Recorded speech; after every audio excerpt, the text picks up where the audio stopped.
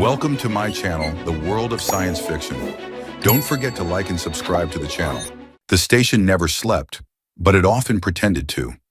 In the quiet orbital dusk of Virelia Prime, with only the humming of ion vents and the occasional twitch of an aging air recycler to mark the hours, Jalen sat with a mug of recycled coffee and the most peculiar woman he had ever not quite understood.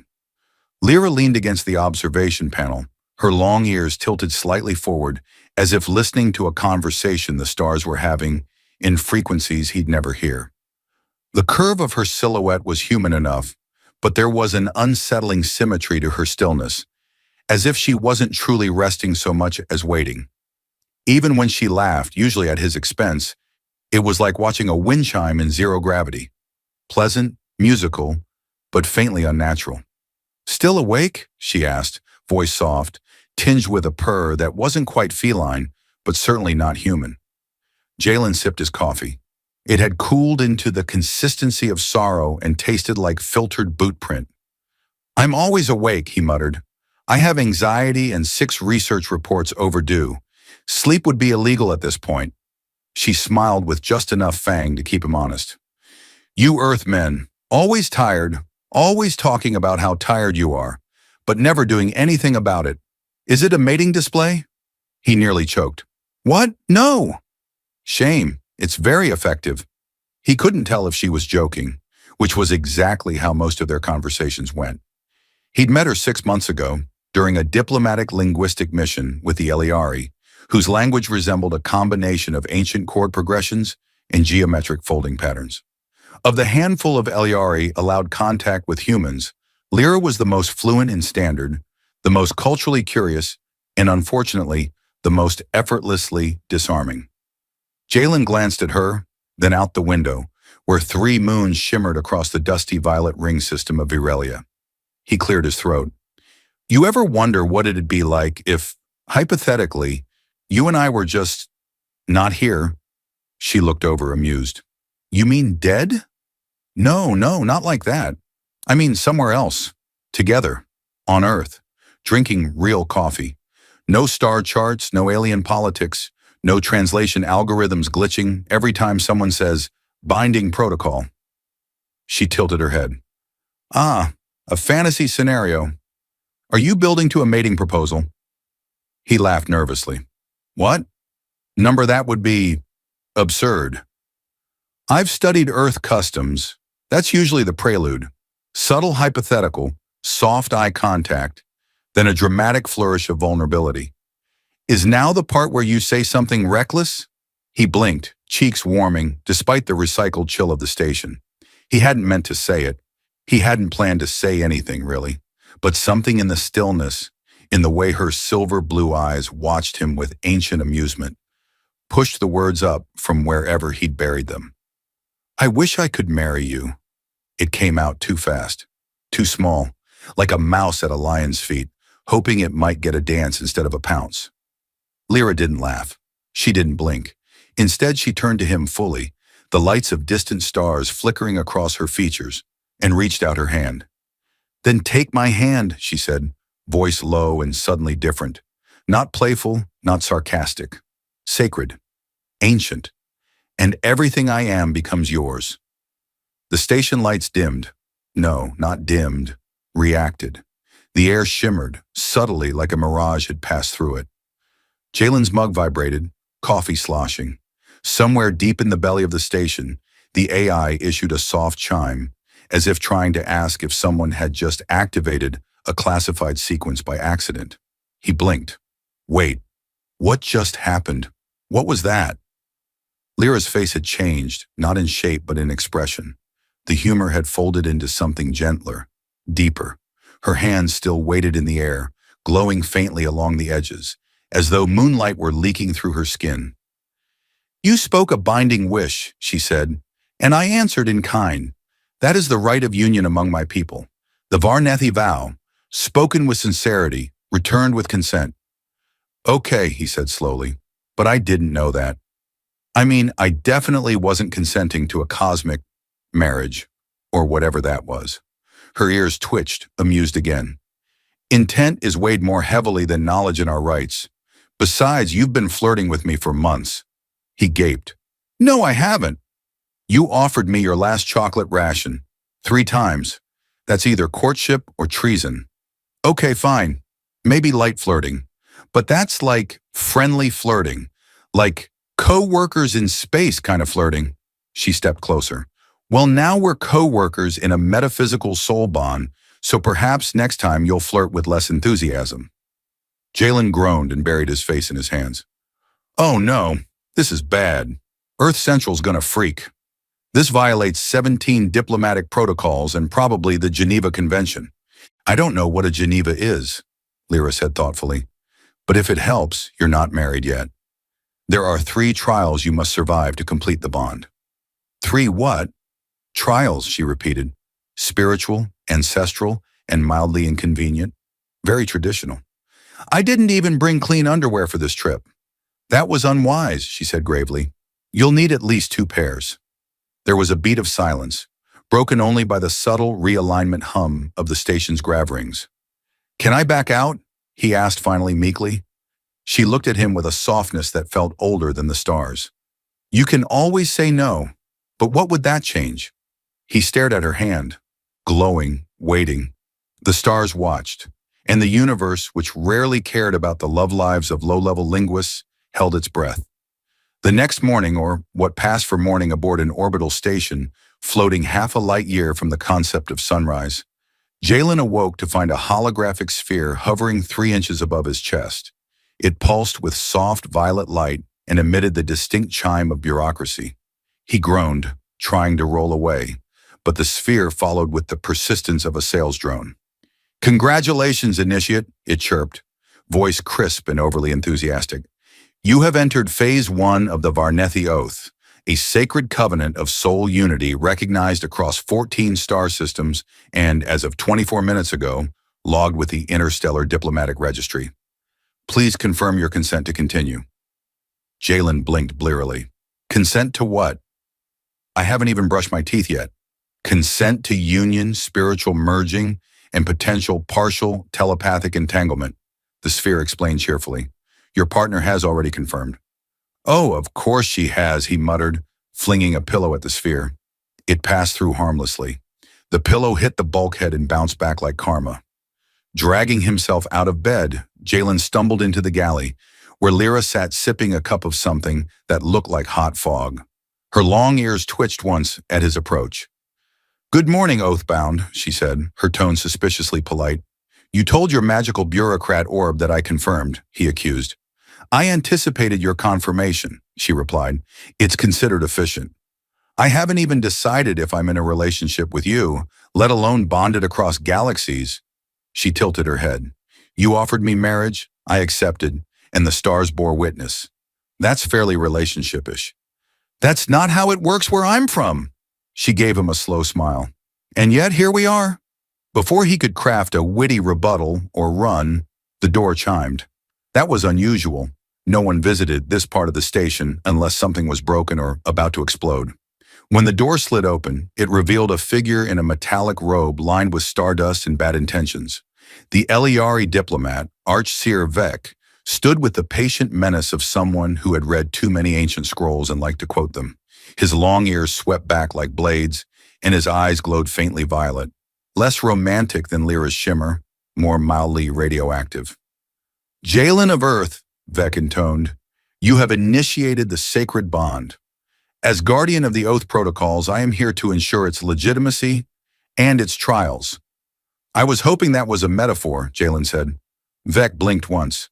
We Eliari are tragically literal. Behind him, Lyra suppressed a laugh by drinking more fog. The diplomat entered, placing a crystalline disc on the galley table. It spun upward into a 3-dimensional diagram of the trials to come. 3 floating glyphs, each pulsing with foreboding. The first trial is the melding of intention. You must demonstrate mutual understanding.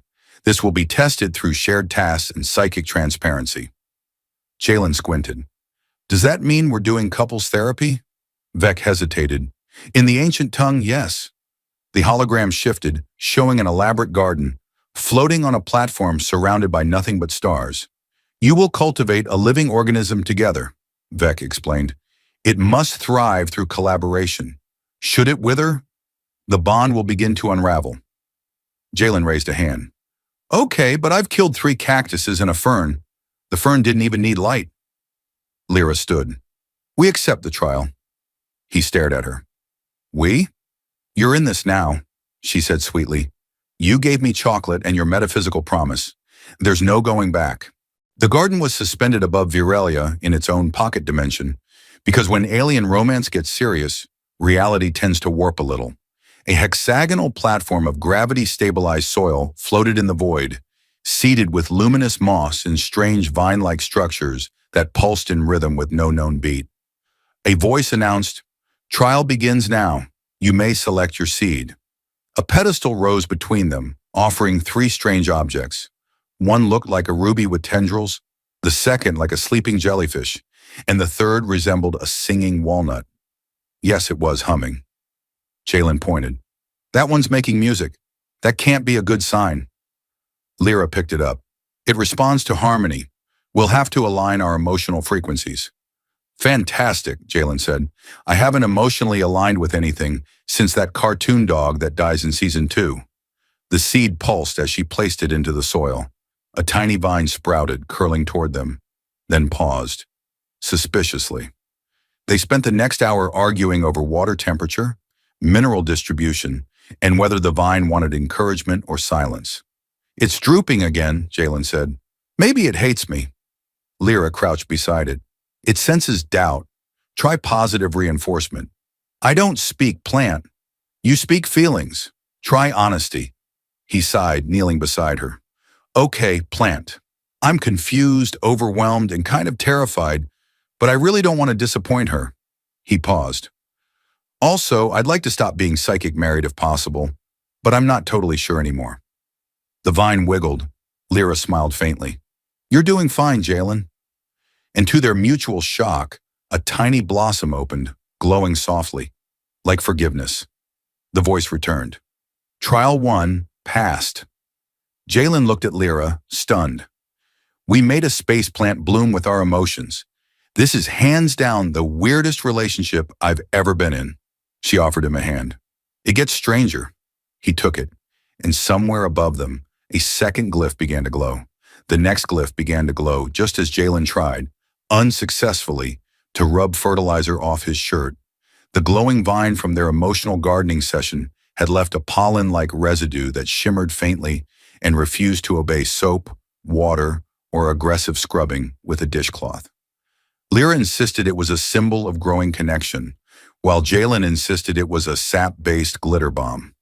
I'm not saying I'm uncomfortable with alien marriage, he grumbled, following her down the curved hallway of the station's west wing. I'm just saying that if it includes spiritual gardening and psychic plant babies, I need a user manual. Lyra walked ahead, calm as ever, long ears angled slightly back in a way he'd learned meant amusement. You survived the first trial. That's more than most initiates. That's not comforting, he replied. They arrived at Chamber Theta 7, a part of the station Jalen rarely entered. It was normally reserved for cross-species dream experiments and something classified under the deeply unsettling term neural entanglement studies. Lyra placed her palm on the glowing panel by the entrance. It blinked once and opened with a sigh, like a very tired door reluctantly agreeing to its fate. Inside, the air shimmered faintly, thick with the charge of dormant machinery. Dozens of headgear rigs lined the walls, each one looking like a fusion between a crown and a squid. The central platform pulsed with a soft blue light, revealing a raised pedestal surrounded by concentric rings of ancient Iliari script. Jalen stepped in slowly. Okay, what is this? Some kind of mind meld karaoke? Lyra tilted her head. Close. This is the second trial, the reaching. We must enter each other's memoryscape. You mean like a dream walk? Deeper than dream, she said. You'll see what I've seen, feel what I've felt. Aspects of our lives will blur, overlap. Memories may surface that you've long buried. You must not resist them. Jalen gave the nearest headgear a wary look. And what happens if I do resist? Your psyche rejects the bond, and you'll probably vomit. Oh, good, he muttered. because nothing says spiritual connection like emotional nausea. They took their places on either side of the pedestal, and the neural rigs descended like obedient jellyfish.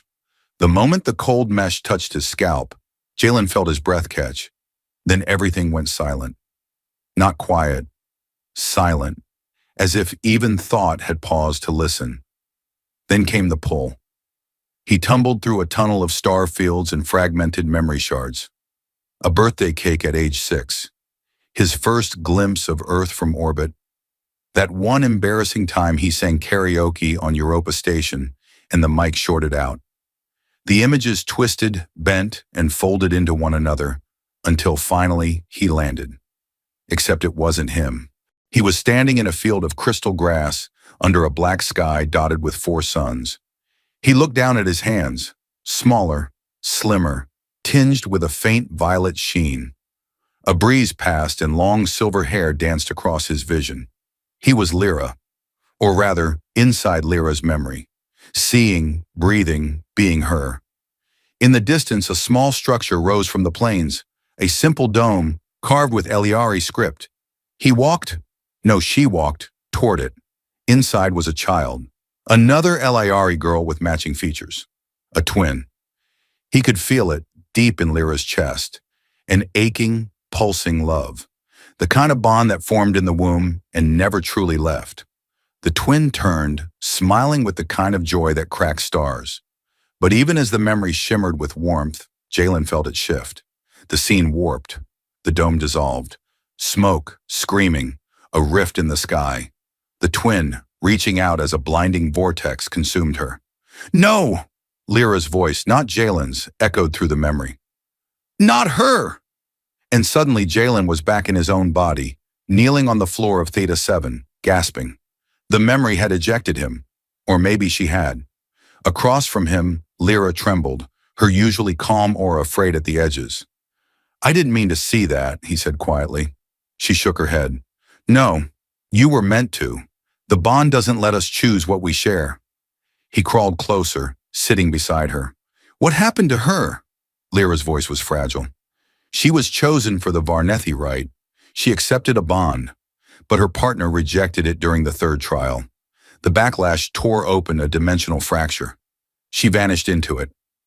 Jalen swallowed. You think this will happen to us? I don't know, she admitted, but I was never meant to bond again. I was unfit, scarred. I told myself I was finished with love, especially with someone from a world that couldn't even handle shared laundry protocols. He chuckled, surprised by the sound. Hey, in my defense, Earth laundry is unnecessarily complicated. Hot, cold, delicate, wrinkle guard. It's like a logic puzzle with fabric. She smiled weakly. You laughed. That's good. It means you're still here. A chime echoed through the chamber. The holographic glyph above them glowed brighter. Trial 2. Passed, said the voice. Jalen leaned back, exhausted but clearer. That was intense. Lyra tilted her head. Did you dream of anything else? Something from your own memory? He hesitated. Yeah, I was 10. I saw my mom singing in the kitchen. She'd just been diagnosed with something terminal, but she smiled anyway. She said, love's not about guarantees. It's about choosing someone even when the stars don't promise a thing. Lyra took his hand gently. Your mother was wise. She also thought I'd grow up to be a math teacher. So, not entirely wise. They sat together in the stillness, hands touching, heads close. Somewhere above them, the 3rd glyph began to flicker, and this time, it pulsed like a heartbeat. The 3rd glyph pulsed like it had a mind of its own, or a very nervous heart. It throbbed red against the station's cool lighting, casting strange shadows over the corridor walls as Jalen and Lyra stood in front of the now all too familiar trial interface. The air seemed charged, like the moment before a systems failure or a really intense sneeze. So, Jalen said, trying to sound braver than his knees currently were, Trial 3.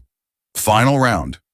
I'm assuming this is the part where I either gain your people's eternal blessing or explode into cosmic confetti. Lyra didn't smile. That unnerved him more than anything else. Her usual calm had gone taut, like a bowstring pulled just to the edge of snapping.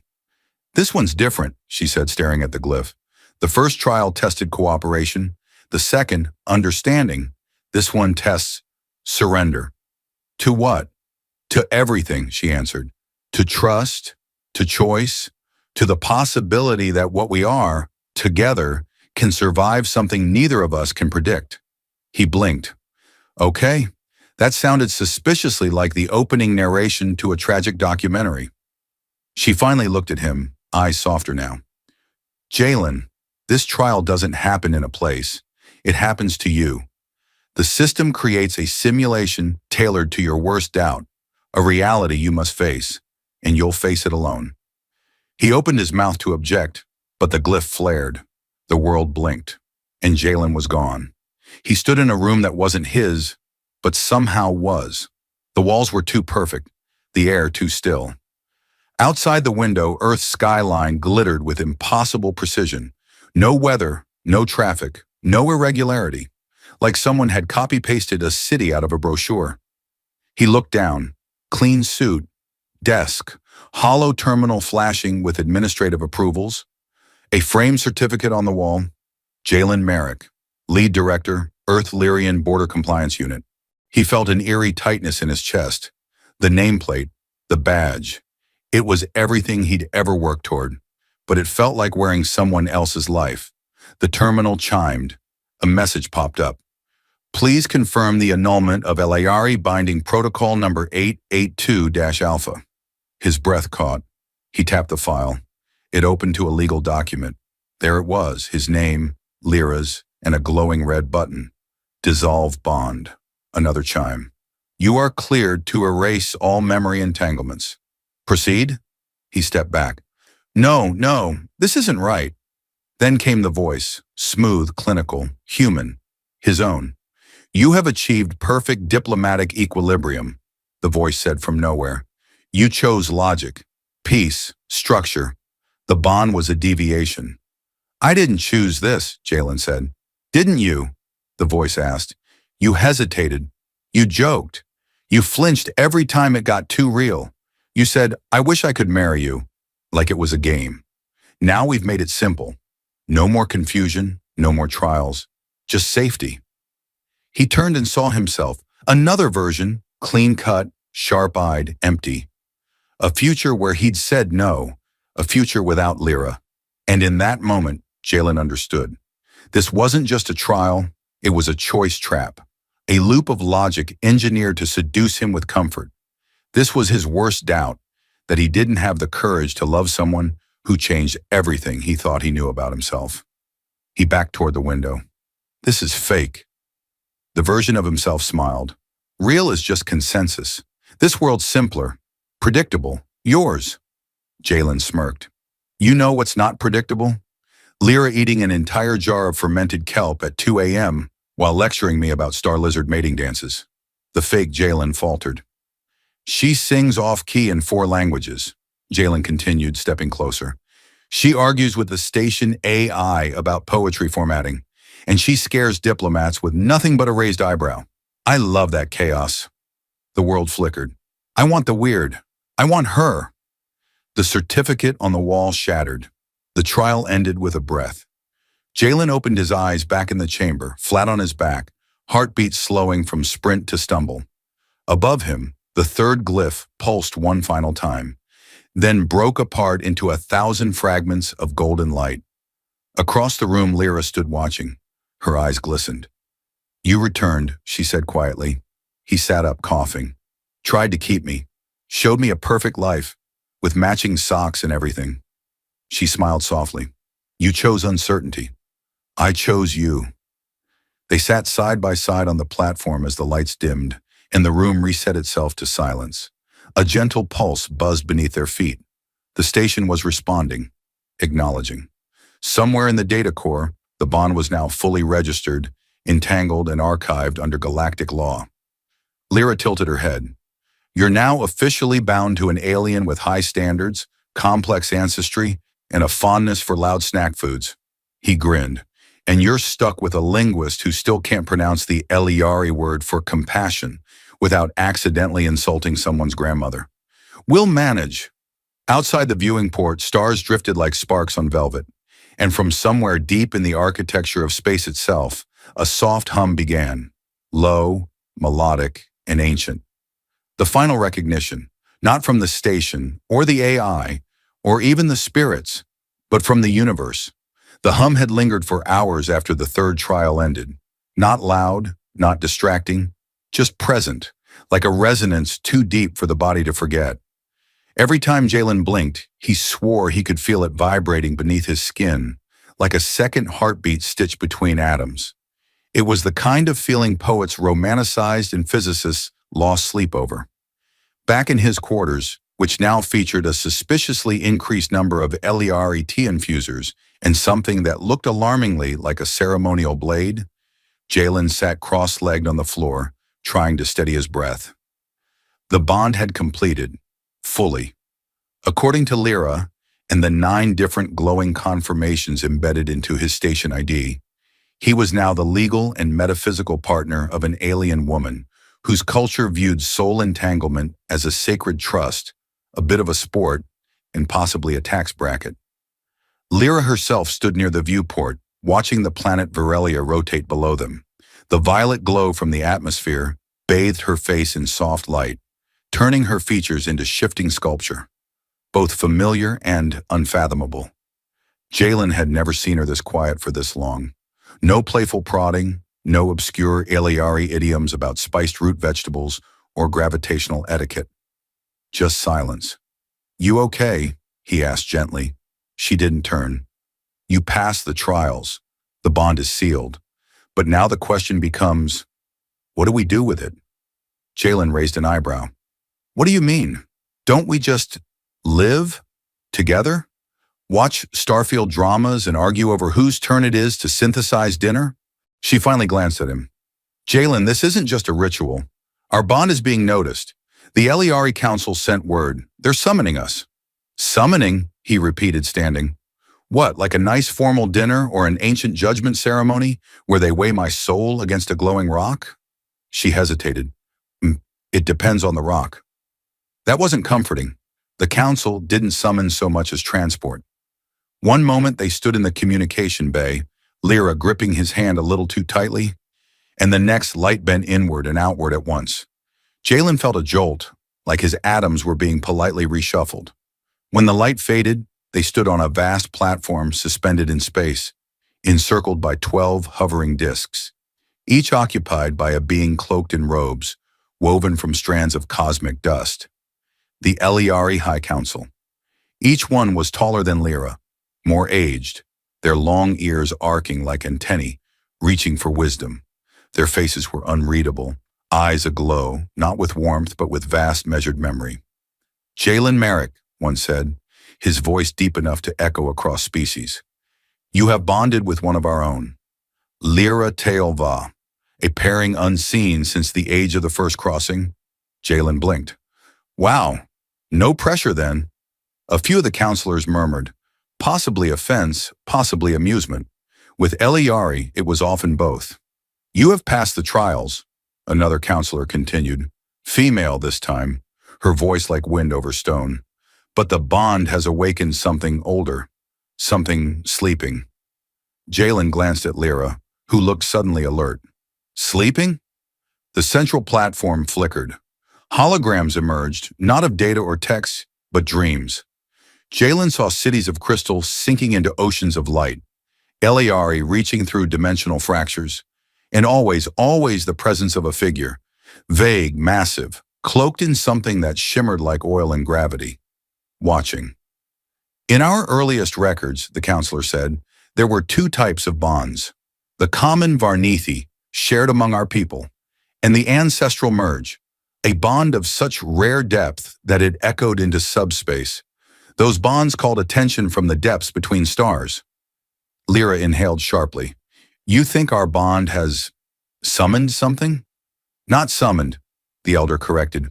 "Reawakened." Jalen raised a hand, trying to keep things grounded. "Okay, so worst case scenario, we're what, soul married and we accidentally woke a space god?" Silence. "So, worst case scenario, got it," the counselor continued.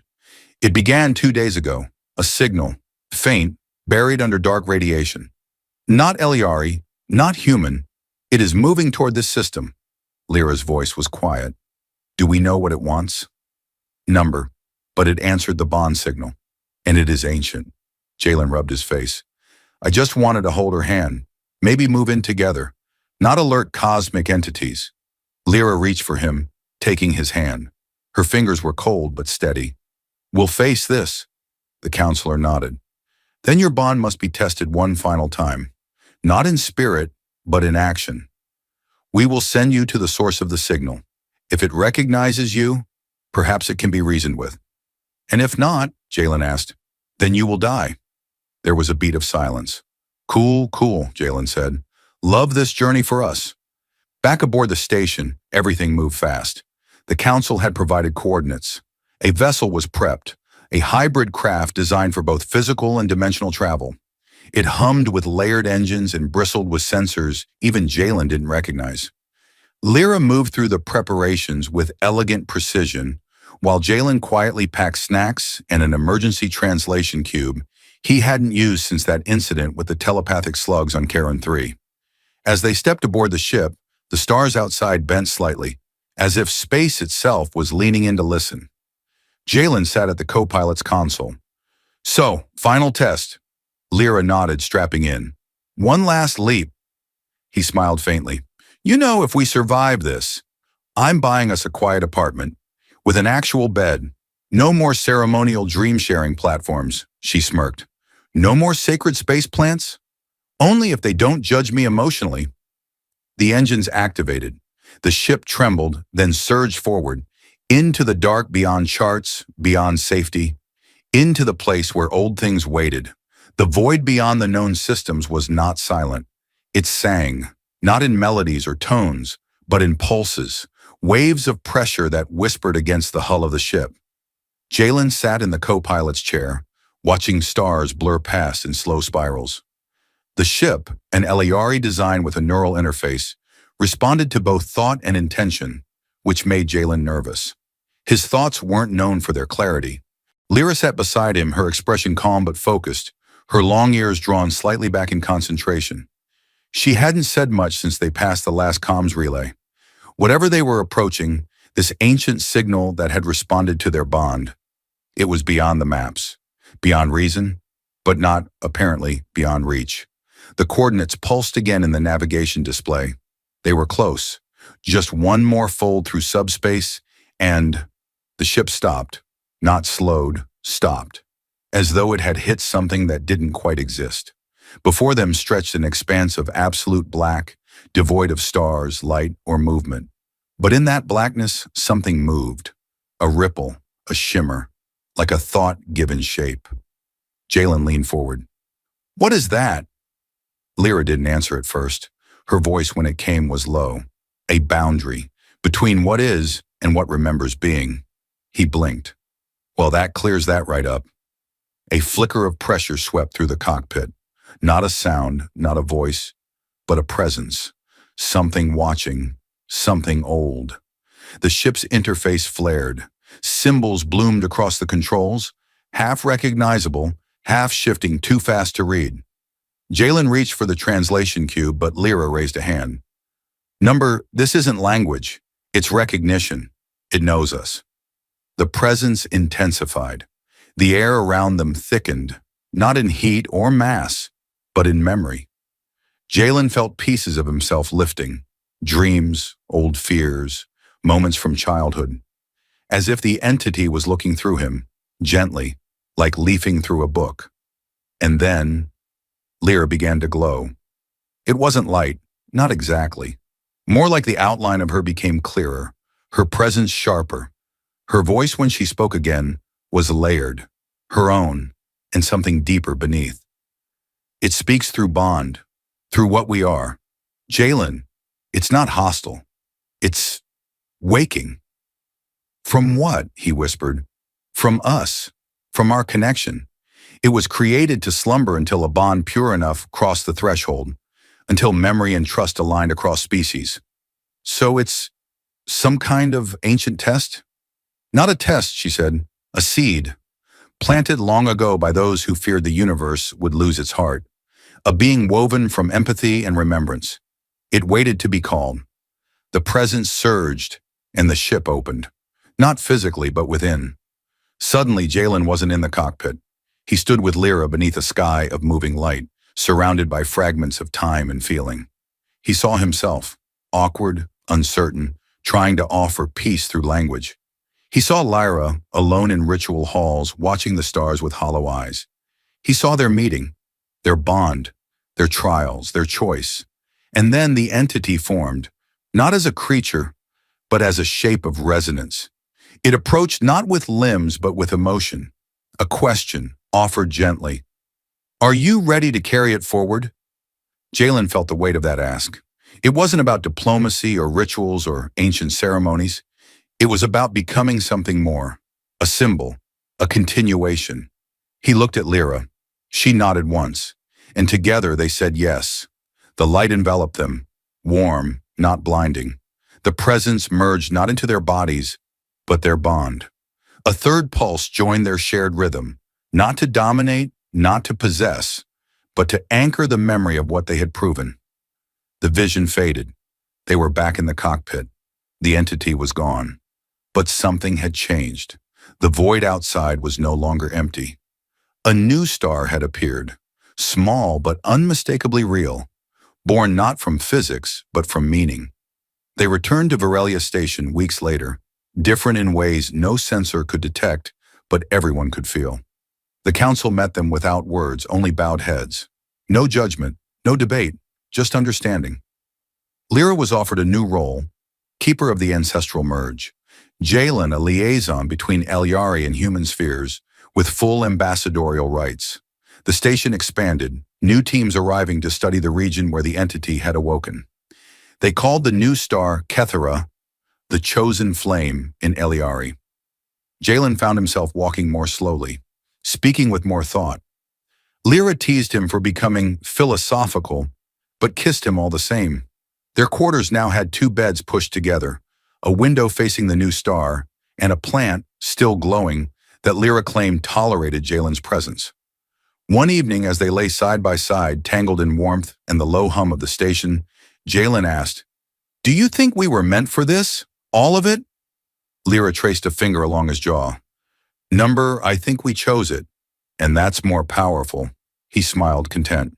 "Well, in that case, I've been thinking, I want a proper ceremony, music, awkward speeches, the whole thing." She arched an eyebrow. "You want a wedding? After all this?" He nodded. "Yeah, I mean, what's the point of being soul-bound to a luminous interstellar diplomat if we can't have cake?" She laughed, soft and genuine. "Then I'll say yes." And outside the new star shone, not for fate, but for choice.